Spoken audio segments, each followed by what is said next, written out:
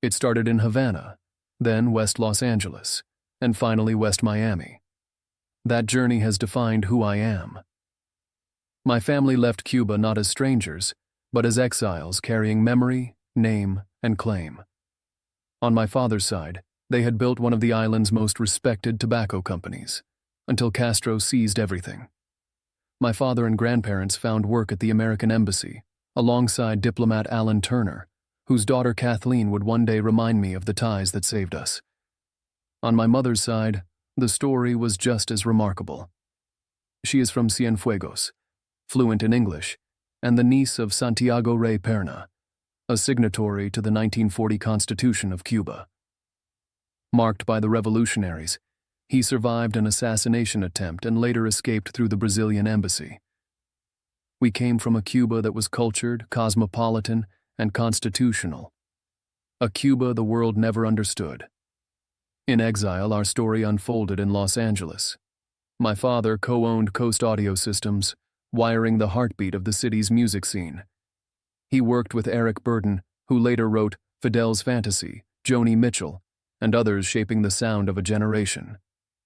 Music became our rebellion. My grandmother, once a figure in Havana's elite, worked at I. Magnin, where fate reunited her with a man she had sheltered during the Holocaust. My mother, with the elegance of Havana society, worked at Bullock's Wilshire, the Art Deco jewel of Wilshire Boulevard. I grew up in West L.A., surrounded by Hollywood's glow.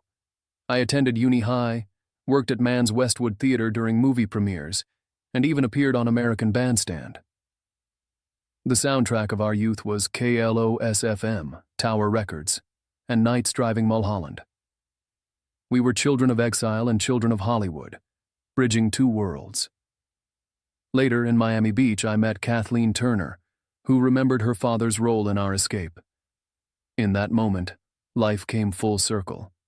It has been a tragedy, but also a blessing. In Los Angeles, I had Steely Dan, Pink Floyd, and the Eagles.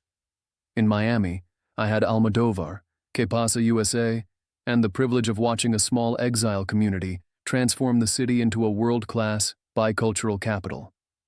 Yet if I am honest, Cuban-Americans are getting harder to spot.